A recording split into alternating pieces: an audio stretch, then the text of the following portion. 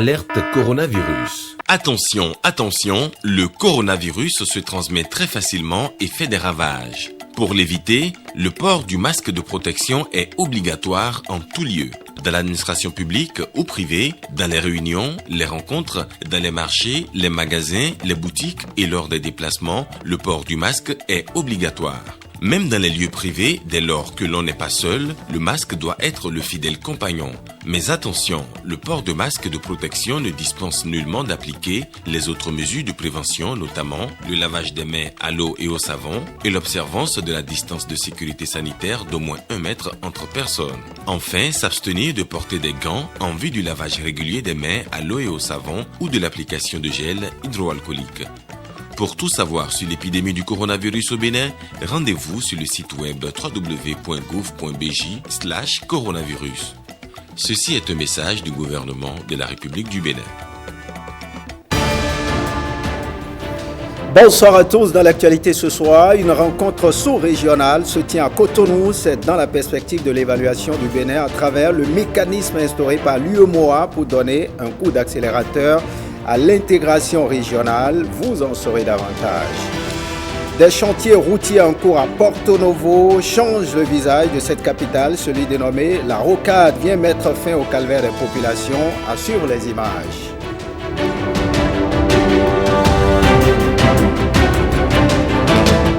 Et puis Banikwara, bientôt doté d'un centre de santé de référence. C'est une œuvre de la Fondation Claudine Talon. Le préfet de la Liborie est allé apprécier l'avancement des travaux de construction de ce joyau. Nous irons à Banikwara.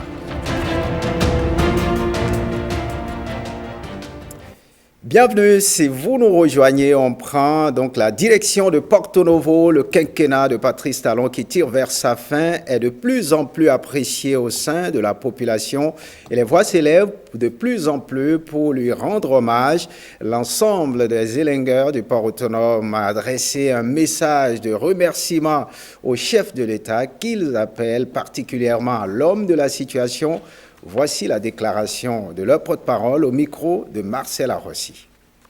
Sans protocole, nous sommes venus ici avec une bonne frange d'élengueurs du port autonome de Cotonou pour dire bravo et merci au président Patrice Athanase Guillaume Talon. Merci, merci et merci, Excellence. Merci pour tout ce que vous faites avec engagement et audace dans ce pays. On n'a pas besoin d'une loupe pour constater la métamorphose. Ça frappe à l'œil. On n'en finira pas si on devrait en faire l'épilogue. Au-delà de notre remerciement, cher Président, nous venons par la présente vous apporter tout notre soutien avec les potentialités du pays de plus en plus révélées. Monsieur le Président de la République, confiant et évoluer sans crainte, ma voix associée à celle de tous les élengueurs vous dit en avant pour un Bénin plus prospère.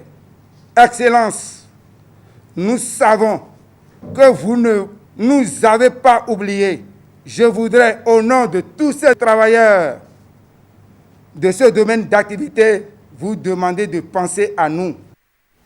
Voilà, nous sommes plutôt rendus au port autonome de Cotonou au lieu de Porto Novo. On prend à présent la direction d'Abomey Calavi pour parler de cette sortie officielle à Abomey Calavi du mouvement des femmes guerrières de la rupture. C'est un creuset qui entend vulgariser auprès des femmes béninoises les réalisations à l'actif du gouvernement de la rupture afin de l'encourager. Lenaï Kagbazaou et Michel Ewe. Elles, ce sont les femmes guerrières de la rupture. Telles les Amazones du Dahomey, elles entendent faire montre de bravoure et de détermination pour défendre les acquis du programme d'action du gouvernement. Nous, les femmes guerrières de la rupture, soutenant l'action du président de la République, nous nous levons comme l'armée des guerrières du Dahomey pour veiller et mener le combat aux côtés de Patrice Athanase Guillaume Talon. Nous, femmes guerrières, Nous lui demandons de ne s'inquiéter de quoi que ce soit, car ce que femme veut, Dieu le veut. Les femmes guerrières de la rupture se sont assignées comme mission de communiquer sur toutes les réalisations de l'actuel exécutif, notamment celles en faveur des femmes béninoises, ainsi que sur les nombreuses actions menées par la Fondation Claudine Talon. L'objectif général de notre plateforme est de réunir les femmes béninoises au sein d'un creuset unique, les sensibiliser sur les nombreuses réalisations spécifiquement au profit de la gente féminine par le pouvoir de la rupture, sans balayer du revers de la main la Fondation Claudine Talon. Notre objectif spécifique dès à présent est de parcourir les 24 circonscriptions électorales du Bénin et exposer aux femmes les réalisations de la rupture et de la Fondation Claudine Talon. Un accent particulier sera mis sur la construction des marchés urbains et régionaux, l'octroi des microcrédits mobiles et les actions sociales dont sont bénéficiaires les femmes béninoises. Le mouvement Les femmes guerrières de la rupture a vu le jour grâce au mentorat de Elie Mevo.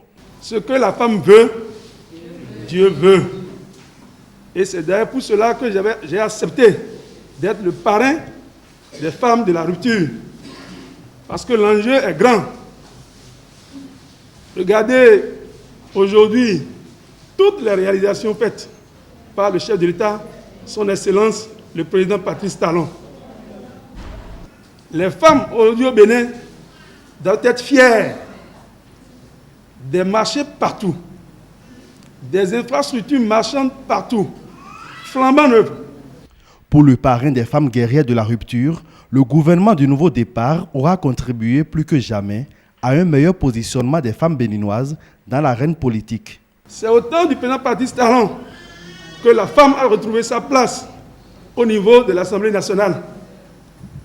Et c'est grâce au président Patrice Talon qu'aujourd'hui, dès que nous irons à l'Assemblée prochainement, on aura obligatoirement 24 femmes. Ça. Et comme vous le savez très bien, les Amazones, au temps du roi Guézo, étaient les avant-gardes. Donc c'est ce rôle que je veux aujourd'hui que les femmes guerrières jouent derrière le président Patrice Talon. Plusieurs personnalités politiques épousent la vision de ce mouvement. Les femmes guerrières de la rupture disent disposer de toutes les armes pour accomplir leur mission dans les 12 départements du Bénin.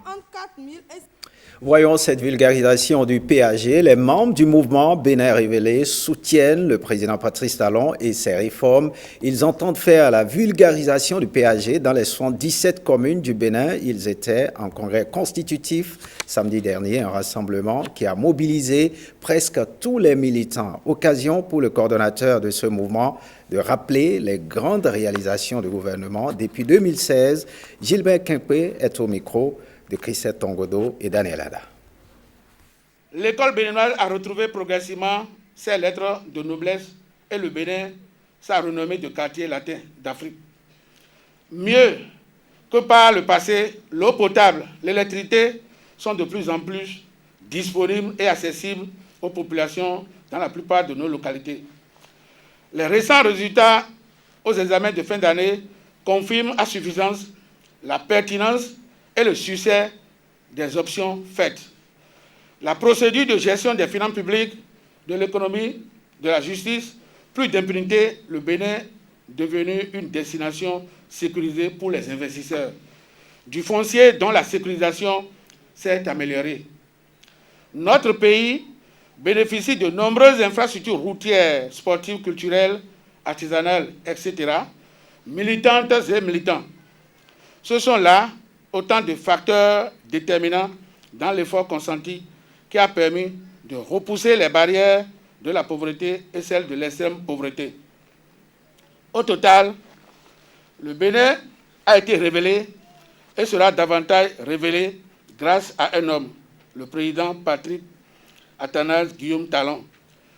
Le peuple a des preuves de ce qu'il a vu, de ce que le Bénin était hier et de ce que le Bénin est aujourd'hui, avec tout le travail abattu pour le propulser sur les chemins d'une nation prospère. Monsieur le Président de la République, le mouvement Bénin Révélé ne vous marchandera pas ses soutiens et prend l'engagement de poursuivre la mobilisation de ces militants dans les 77 communes ainsi que les populations de nos villes et de nos campagnes jusqu'à sa voix résonne pour que vous ayez un écho favorable à son appel.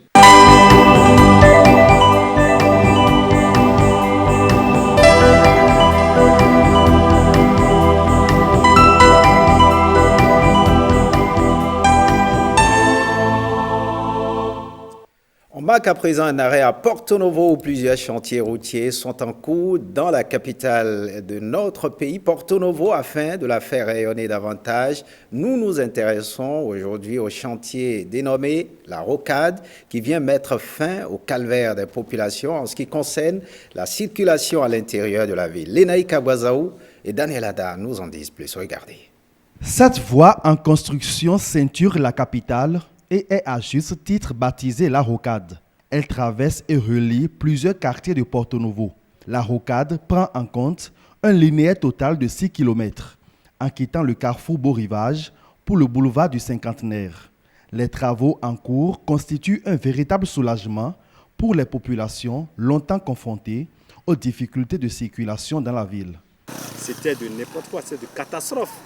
Nous avons enregistré assez d'accidents de circulation ici. Il y a eu des pertes en vies humaines ici. Les gens sont tombés dans des trous. Il y a des caniveaux bizarres qu'ils avaient fait.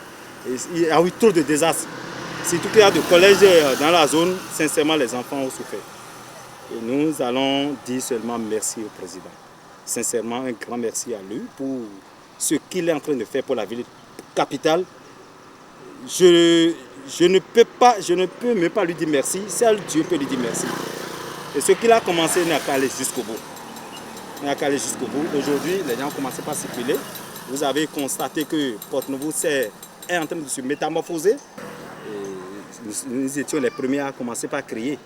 Depuis les autres régimes de Kérékou, de Yaï, croyant qu'on pouvait avoir satisfaction, nos cris n'ont pas eu de satisfaction. Et l'arrivée de Talon, ça a donné de l'espoir à tout le monde.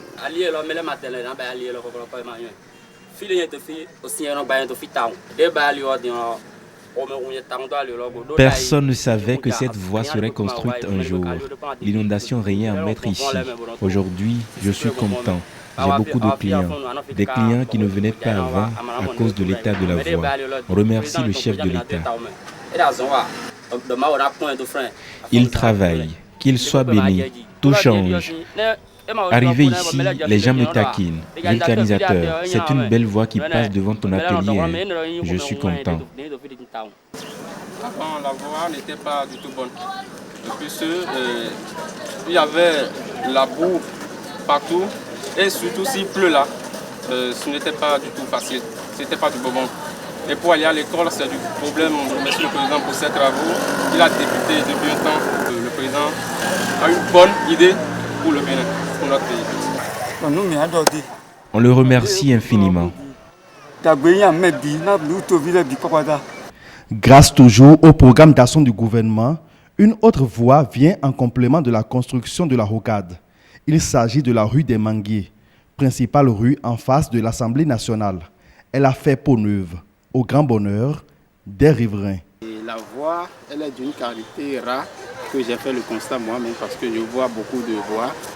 Et ici, en pratiquant la voie, maintenant, on roule tout simplement sans que vous voyez. Donc, franchement, moi, ça me fait plaisir. Et pour le gouvernement, je leur souhaite une bonne continuité et du courage à eux. L'image de la capitale change. Et c'est une voie parlementaire. Le président de l'Assemblée nationale, le porteur principal du président est là. Donc, pour que ce soit direct, c'est pas ici qu'il doit prendre. Je crois que c'est salutaire. Il faut le dire. Quand c'est bon, il faut le dire, mes chers amis.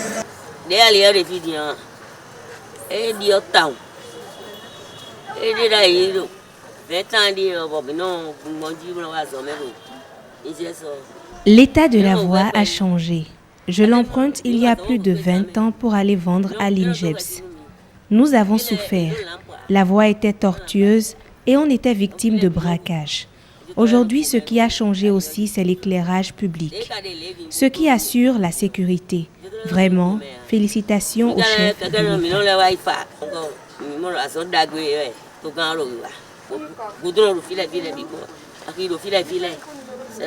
Ces différents travaux routiers confèrent progressivement à Porto Novo les attributs d'une capitale. C'est une joie pour moi de devenir maire à une époque révolutionnaire de la ville. Je le dis ainsi parce que, comme vous le voyez, depuis des lustres, Porto-Novo, capitale de la République du Bénin, n'a pas la beauté qu'on est en train de lui connaître aujourd'hui. Et ceci grâce à la vision d'un homme, au pragmatisme d'un homme, à la rigueur d'un homme, le président Patrice Talon. En 4 ans, nous avons vu le miracle. Les travaux de construction de la rocade avancent à grands pas. À l'œuvre, l'entreprise Ofmas qui a pris l'engagement de respecter le délai contractuel.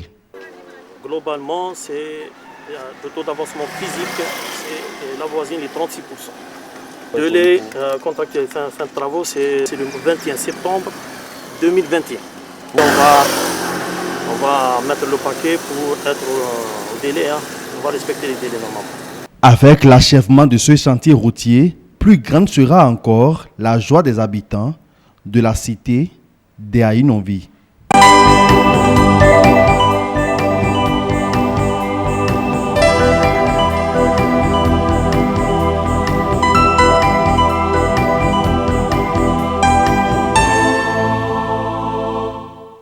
Autre actualité ce soir, pour son passage annuel devant la commission budgétaire du Parlement en vue de l'examen et de l'adoption de la loi de finances gestion 2021, la NCB, l'Association des communes du Bénin plaide pour un réel transfert des ressources par l'État central aux collectivités locales. Suivons ici le porte-parole de l'ANCB, Charlemagne Yankoti, il est au micro de Firmin Bassao. Nous avons constaté qu'il y a quelques problèmes qui se posent. Les problèmes se posent dans le domaine du transfert des ressources. Et il est aisé de constater que les ressources ne sont pas transférées à temps aux communes. Et en absence de ressources, nous sommes limités. Il faut aussi reconnaître qu'en matière de mobilisation des ressources au niveau de nos communes, nous sommes confrontés à certaines difficultés. Et lorsqu'on analyse de près, il y en a qui sont liés au fait que l'État ne nous accompagne pas, le pouvoir ne nous accompagne pas comme cela se doit. Donc, nous avons fait ce plaidoyer pour solliciter de la part de la représentation nationale leur soutien afin que les points que nous avons évoqués en termes de doléances, nous prenons par exemple les GSM, les redevances. Bon, les GSM sont utilisés sur toute l'étendue du territoire. Il n'y a pas celui-là qui n'utilise pas de téléphone. Mais malheureusement, les communes ne bénéficient pas directement d'un reversement d'une quote-part de la redevance de ces GSM. Si nous n'avons pas de moyens, nous n'avons pas de ressources, il serait difficile vraiment d'impulser un réel développement à la base. Et nous allons tout attendre du gouvernement, ce qui ne nous permet pas nous-mêmes, en tant qu'élus communal ou municipal, d'impulser réellement un développement qui cadre avec notre vision. Donc, nous avons essayé de porter à la connaissance de la représentation nationale l'impérieux devoir qu'ils ont de nous accompagner. Et nous sommes très heureux de constater qu'une bonne partie de nos honorables députés furent également des maires comme nous. Donc, ils connaissent mieux les préoccupations à la base, ils connaissent mieux nos problèmes et nous ont promis vraiment de tout mettre en œuvre pour que le gouvernement ait un regard favorable par rapport à nos doléances. Voyons à présent cette rencontre sous-régionale, un atelier national de la revue préparatoire édition 2020 des réformes, programmes politiques et projets communautaires de l'UEMOA et de la CEDEAO. C'est dans la perspective de l'évaluation du Bénin à travers le mécanisme instauré par l'UEMOA pour donner un coup d'accélérateur à l'intégration régionale. La cérémonie d'ouverture de cette rencontre préparatoire a été présidée par le directeur de cabinet du ministre de l'Économie et des Finances. Le compte-rendu est signé Renaud Akapo et Ernest Tétégou. C'est une revue quasi annuelle qui se déroule dans les États de l'UEMOA pour jauger les performances réalisées dans le processus d'intégration régionale. Une fois encore, la tradition a été respectée. Malgré le contexte pandémique, l'atelier préparatoire qui s'ouvre à Cotonou ce lundi vient en prélude à la tenue de la 6e édition pour le Bénin de ce processus d'évaluation instauré par l'UEMOA depuis l'année 2013. L'ambition de cette année est de maintenir le Bénin au premier rang en matière de taux de réalisation des performances au niveau de l'UEMOA. C'est pourquoi, à travers cet atelier, nous allons faire d'une part le point de l'avancement, de la transposition et de la mise en œuvre des directives, protocoles, règlements, décisions de l'UEMOA de la CEDEAO, pour lesquels votre département ministériel est impliqué, et d'autre part, de vérifier le niveau de taux d'exécution physique et financière des programmes et projets de l'UEMOA et de la CEDEAO en cours au Bénin. Il me plaît donc de rappeler que le Bénin s'est fait illustrer au cours de ces 3 dernières années comme le pays de l'UEMOA ayant réalisé le plus grand bond, avec un taux moyen de 75% dans la mise en œuvre des réformes communautaires. Cette évaluation permettra bien sûr à notre pays de juger cette performance afin de faire face à cette nouvelle dynamique. La principale motivation de cette rencontre annuelle demeure l'approfondissement continu du processus d'intégration régionale en Afrique de l'Ouest. Pour le représentant résident de la commission de l'UEMOA, cet atelier préparatoire est l'occasion indiquée pour une auto-évaluation. Cet atelier permettra de faire une auto-évaluation. Chaque pays est appelé à faire son auto-évaluation sur la base du programme qui a été arrêté lors de l'atelier préparatoire des 13 et 14 octobre, ce qui permettra de pouvoir tenir une revue technique prévue les 7 et 11 décembre. La Côte d'Ivoire et le Bénin seront ceux-là qui vont mener leur exercice au mois de décembre, 7 et 11, pour clôturer cet exercice-là. Le Bénin est un des meilleurs élèves, n'est-ce pas, dans l'application des réformes communautaires. Si c'est une amélioration, on dirait que c'est une prouesse dans le contexte particulier de Covid-19. Mais si c'est une contre-performance aussi, on pourra tirer, n'est-ce pas, un certain nombre de leçons pour améliorer cette situation vu le contexte particulier. Dans son discours d'ouverture des travaux de ces assises, le directeur de cabinet du ministre de l'économie et des finances a exhorté les participants à maintenir le cap pour un meilleur classement pour le Bénin dans le rang des pays modèles de l'espace UEMOA. L'exercice auquel vous êtes conviés au cours de cet atelier, qui se déroulera sur 2 jours, loin d'être une rencontre de plus, permettra aux acteurs que vous êtes de faire le point de mise en œuvre des actes communautaires dans vos différents secteurs et vous préparer à améliorer le score du Bénin à la prochaine revue.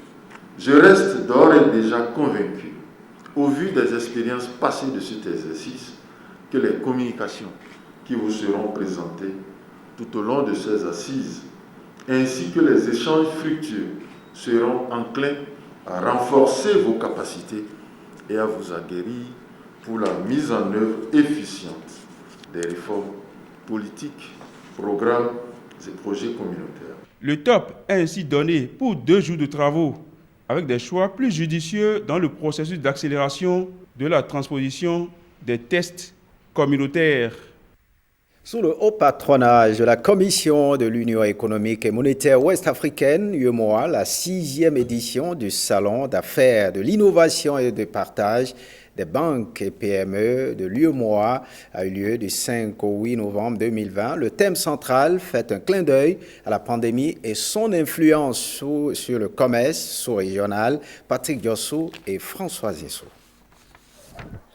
Une coupure symbolique de ruban pour inaugurer la foire aux multiples opportunités et produits de la sous-région ouest-africaine. Bienvenue à la 6e édition du Salon d'affaires de l'innovation et du partage des banques et petites et moyennes entreprises, PME, de l'Union économique et monétaire ouest-africaine, UEMOA. Le Salon des banques et PME de l'UEMOA est dédié entièrement aux PME de l'espace UEMOA, qui voudraient se questionner elles-mêmes sur leur bonne gouvernance, sur les astuces pour développer les activités. Mais pour cette année particulièrement, c'est pour développer le commerce intracommunautaire et aussi chercher à être compétitif. Objectif, être compétitif. Et cette année, ce salon s'est installé dans la Chambre de commerce et d'industrie du Bénin, CCIB, ou du moins dans ses locaux. Et ce salon vise effectivement à discuter durant les 4 jours sur les mécanismes de financement inclusif, aussi bien pour l'agriculture familiale, pour l'agrobusiness, mais aussi quel financement pour l'entrepreneuriat social. Et nous allons également parler des dispositifs communautaires pour accompagner les PME post-Covid. Dispositif thématique, le thème scotché à l'actualité pandémique. On cite commerce intracommunautaire et compétitivité des PME dans l'UEMOA dans un contexte de crise sécuritaire et sanitaire. Alors aujourd'hui, nous venons d'assister à l'ouverture officielle du salon et cette ouverture s'est faite simultanément avec 5 autres pays, notamment le Burkina Faso, le Mali, la Côte d'Ivoire, le Togo et le Niger. Et nous sommes fiers de voir que le numérique a permis de faire cela. Et après l'ouverture, nous allons tout de suite aller vers le panel inaugural de haut niveau qui va permettre au ministre en charge des PME de nous présenter un peu les différentes solutions pour la compétitivité des PME, mais aussi pour une meilleure collaboration des PME dans notre espace UEMOA. Au-delà de ça, nous avons des interventions d'autres structures comme la BCAO, comme l'UEMOA, comme le FAGAS, et ensuite nous allons aller vers le financement des PME, parce que c'est une question importante, et nous avons 2 thèmes en ce qui concerne le financement, notamment quel financement pour l'entrepreneuriat social, mais aussi quel mécanisme de financement pour l'agriculture familiale et l'agrobusiness. De ce salon d'affaires hébergé par une chambre de commerce sortira sans doute un panier de la ménagère plus garni pour le public invité à visiter les stands le plus tôt possible pour son bonheur à la bonne heure. Parlons du lancement du programme de formation des acteurs de la chaîne des marchés publics à l'utilisation de la nouvelle version du système intégré de gestion des marchés publics SIGMAP. Les participants venus de différentes structures étatiques seront formés durant 5 jours. Les précisions de Christelle Tongodo et Bruno Rotepo. 496 acteurs des marchés publics en provenance de 248 structures, dont les ministères, les agences, les mairies et les sociétés étatiques, prennent part à cette série de formations sur la nouvelle version du SIGMAP. La présente cérémonie inaugure le lancement d'une série de formations qui a commencé depuis plusieurs semaines à travers la mise en place d'un dispositif consistant à utiliser les métiers au niveau des marchés publics pour former les utilisateurs du système d'information. Vous conviendrez avec moi que vos responsabilités sont grandes et très élevées, car à l'issue de cette formation, les différentes autorités contratantes s'engageront résolument à l'utilisation systématique du système intégré des marchés publics dans le cadre de la mise en œuvre de leur procédure de passation des marchés publics. Le système intégré de gestion des marchés publics, nouvelle version, connaît des innovations après des mois de maintenance. L'application SIGMAP répond clairement à l'ambition du gouvernement de doter la chaîne des marchés publics en outil moderne de traitement de procédures des marchés publics. Nous avons intégré de nouvelles procédures comme les gré-à-gré à l'intérieur, comme les demandes de cotation, comme les demandes de renseignement et de prix. Aussi, il faudrait préciser clairement que cette nouvelle plateforme en fait a été conçue pour être un peu plus fluide, un peu plus facile d'utilisation au profit des différents acteurs de la passation et du contrôle des marchés publics au Bénin. C'est une plateforme qui est accessible à tout le monde et qui permet déjà à ces soumissionnaires, depuis la phase de la planification des marchés publics, de pouvoir accéder très aisément au plan de passation des marchés publics des différentes autorités contractantes. Les autorités contractantes vont être formées pendant 5 jours, une formation de 14 sessions. Excusez la fin brutale de cet élément. Un centre de santé de référence en construction à Banikwara, une œuvre de la fondation Claudine Talon au détour de sa tournée statutaire. Le préfet Mohamedou Moussa est allé apprécier l'avancement des travaux sur le site. Le point de cette visite de chantier avec Wenceslas Sawaimon et Aziz Alaoui. À Banikwara, il pousse des terres un centre de santé de grande envergure. C'est une formation sanitaire de référence en gestation à Arbonga grâce à la fondation Claudine Talon. Elle veut, une fois pour toutes, finir avec les péripéties que traversent les populations de cette région en matière d'accès aux soins de santé. Ça, c'est une fierté pour notre pays de vivre cela. Et quand ça vient, n'est-ce pas, d'une mère qui est à l'image de son mari, qui pense, n'est-ce pas, aux Béninois, qui pense au vécu quotidien, qui pense à l'avenir, n'est-ce pas, de notre pays, on doit s'en féliciter.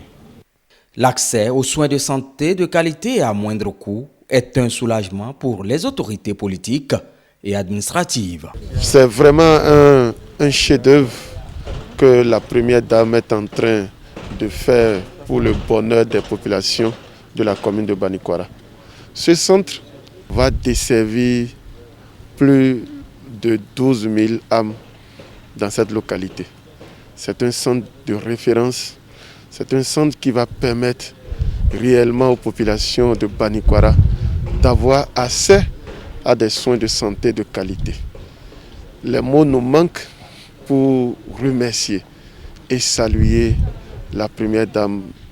Au nom des populations de Banikwara, nous vous disons sincèrement merci. Et entendre ce qui est prévu pour ces centres, je crois que c'est extraordinaire. Et ça va impacter forcément, n'est-ce pas, toute la population. Ça va impacter surtout les femmes. Nous allons enregistrer désormais moins, n'est-ce pas, de cas, moins de victimes. Équipé d'un plateau technique aux normes avancées, le centre va abriter 2 maternités, un dispensaire, des logements pour le personnel, la dépendance, la buanderie, la cuisine et les latrines. À ce niveau, nous sommes à 42% d'exécution et je pense que nous faisons tous les efforts pour pouvoir rester dans le délai. C'est un joyau qu'attendent impatiemment les populations de Banikwara. Il y a une autonomie en matière d'eau, d'approvisionnement en eau. Mais nous avons 2 difficultés. D'abord, le manque d'énergie électrique dans la zone de Arbonga-Kori-Gingiri. Et ensuite, l'accessibilité des voies. Je voudrais prier les autorités compétentes à nous aider pour faire une extension du réseau électrique de la SBE de Banikwara Centre à Arbonga-Kori-Gingiri. Également pour un reprofilage de la route Banikwara-Arbonga, Arbonga-Kori et Arbonga-Gingiri. Selon l'entreprise en charge des travaux, le dit centre verra complètement le jour le 31 janvier 2021. Santé toujours, lutte contre le coronavirus. Le Conseil des Béninois de la France apporte son soutien à 3 écoles publiques. Il leur offre des masques et des dispositifs de lavage de mains. Ceci pour renforcer la politique du gouvernement dans la lutte contre le mal du siècle. Axel Dancy et Daniel Ada. Elle a changé le quotidien des êtres humains, les habitudes également. Lavage de mains, port de masque obligatoire. Le coronavirus oblige. Et au Collège d'enseignement général Sainte-Rita de Cotonou, des émissaires du Conseil des Béninois de la France. Ils apportent leur soutien anti-Covid en alliant masques et dispositifs de lavage de mains. Nous avons souhaité apporter à 3 établissements publics un soutien dans la mise en place des gestes dits barrières, surtout en ce moment où une seconde vague Covid est annoncée. 2000 masques et 20 kits de dispositifs de lavage de mains sont remis à 3 établissements d'enseignement public avec lesquels le CBF a des liens anciens ou compte développer de nouveaux liens. Le CEG Sainte-Rita de Cotonou, le lycée technique d'Akoponawa, commune de Gopa, le PP La Béninoise d'Abomey-Calavi, si au quartier Semin. 3 écoles publiques en sont bénéficiaires. Le Covid-19 n'aura pas raison de ses apprenants. L'occasion qui nous réunit ce jour dans cet établissement est l'expression conjugée que vous accordez à nous, vos enfants, en ce temps de Covid-19 qui bat le monde entier. C'est-à-dire que notre santé et notre devenir vous préoccupent à plus d'un titre. Soyez en remerciés et honorés.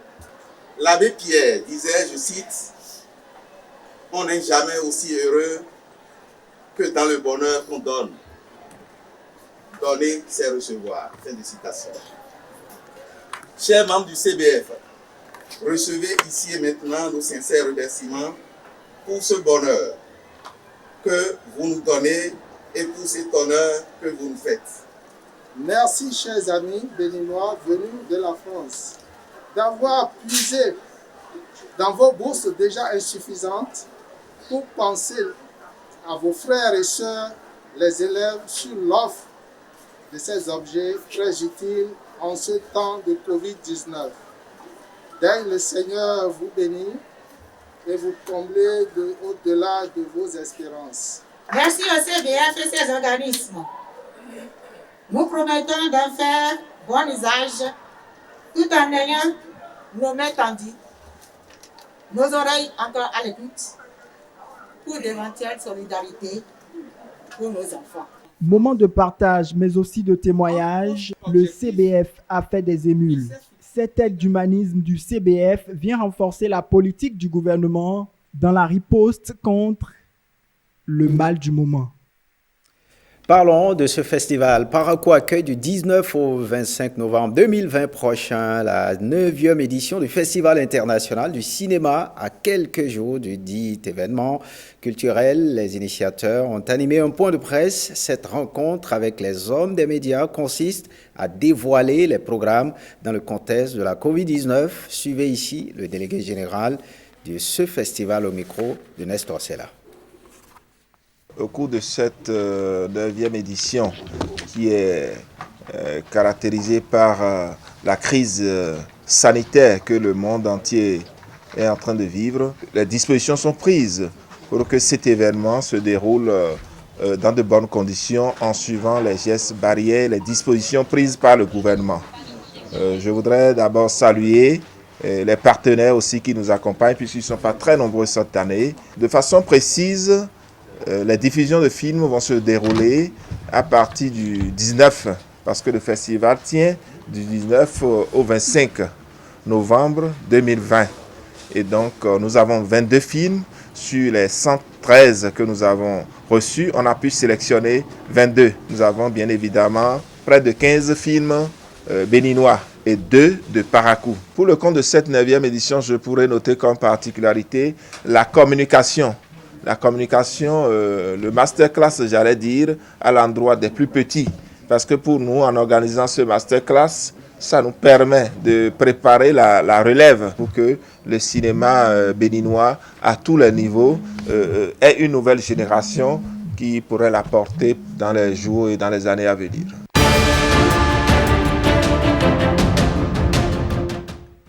Et on passe à la page internationale de ce journal qui nous amène aux États-Unis d'Amérique, au Japon, en Argentine, en Grèce, en Birmanie et en Irlande. Le monde en bref, c'est une compilation réalisée par Ghislain Poguet.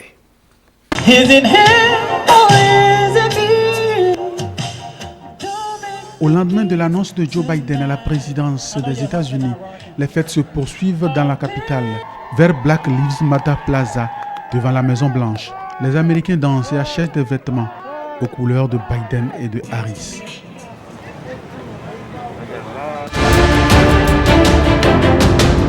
La bourse de Tokyo s'affiche en nette hausse lundi dans les premiers échanges après la victoire annoncée samedi du démocrate Joe Biden à la présidentielle américaine, même si Donald Trump refuse pour l'instant de reconnaître sa victoire.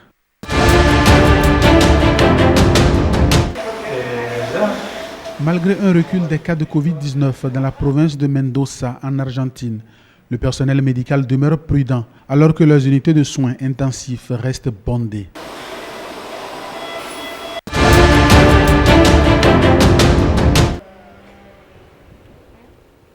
Alors que la Grèce a décidé de refermer ses salles de classe aux collégiens et lycéens dans le cadre du reconfinement national imposé pendant au moins 3 semaines, Violette Gerogianis, lycéenne, se réjouit quant à l'aspect sanitaire, mais s'inquiète des modalités d'examen.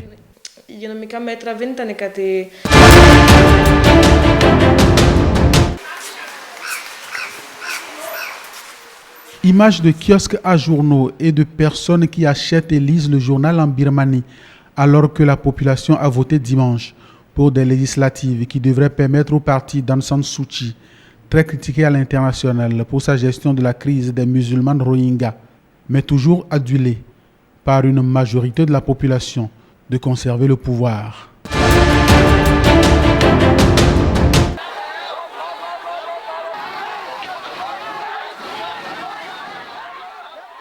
La police thaïlandaise tira canon à eau ce dimanche contre des manifestants pro-démocrates qui essayent de marcher sur le palais royal pour y déposer des lettres demandant une réforme constitutionnelle.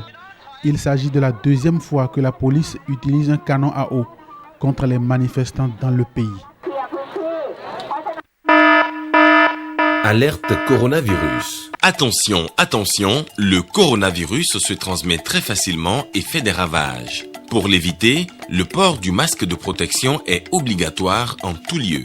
Dans l'administration publique ou privée, dans les réunions, les rencontres, dans les marchés, les magasins, les boutiques et lors des déplacements, le port du masque est obligatoire. Même dans les lieux privés, dès lors que l'on n'est pas seul, le masque doit être le fidèle compagnon. Mais attention, le port de masque de protection ne dispense nullement d'appliquer les autres mesures de prévention, notamment le lavage des mains à l'eau et au savon et l'observance de la distance de sécurité sanitaire d'au moins 1 mètre entre personnes. Enfin, s'abstenir de porter des gants en vue du lavage régulier des mains à l'eau et au savon ou de l'application de gel hydroalcoolique. Pour tout savoir sur l'épidémie du coronavirus au Bénin, rendez-vous sur le site web www.gouv.bj/coronavirus. Ceci est un message du gouvernement de la République du Bénin. Eh bien, ce journal se referme. Vous pouvez le revoir sur notre plateforme www.ortb.bj. Retrouvez tout à l'heure l'information à 23h30. Mais avant, votre traditionnel rendez-vous avec la division sport pour l'émission Soirée Sport. Bonne suite des programmes sur l'ORTB. Passe sans vous.